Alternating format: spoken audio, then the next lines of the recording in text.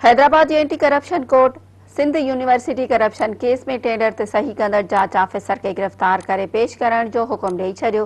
जांच ऑफिसर के ईंदड़ ॿुधणी ते हतमी चालान पेश करण जी हिदायत कई आहे। एंटी करप्शन जे स्पेशल जज अब्दुल गफूर कल्होलो जी अदालत में सिंध यूनिवर्सिटी करप्शन केस की ॿुधणी थी। ॿुधणी दौरान सिंध यूनिवर्सिटी जो अॻूणो वाइस चांसलर डॉक्टर फतेह मोहम्मद बुरफत, अॻूणो रजिस्ट्रार अमीर अली अबरो, सलीम चांडियो, सिंध यूनिवर्सिटी ठटे कैंपस जो pro wise chancellor professor doctor Sarfaraz Solanki समेत 50 का वधीक उस्ताद, ऑफिसर ऐं ठेकेदार अदालत में पेश थिया।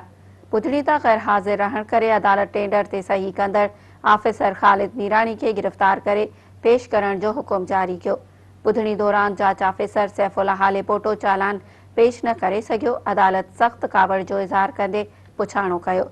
ॿुधणी दौरान जज रिमार्क्स ॾींदे चयो त जेकॾहिं सबूत पेश करे नथा सघो त अदालत जो वक़्तु ज़ाया न कयो। जेके माण्हू टेंडर में शामिल ई न आहिनि उन्हनि खे केस में नामज़द कयो वियो। अदालत चयो त 8 ॾींहनि अंदरि चालान ऐं अहम सबूत पेश करियो। जंहिं ते जांच ऑफिसर मुखातिब थींदे चयो त असांखे 15 ॾींहनि जो वक़्तु ॾियो, असां सबूत पेश कंदासीं।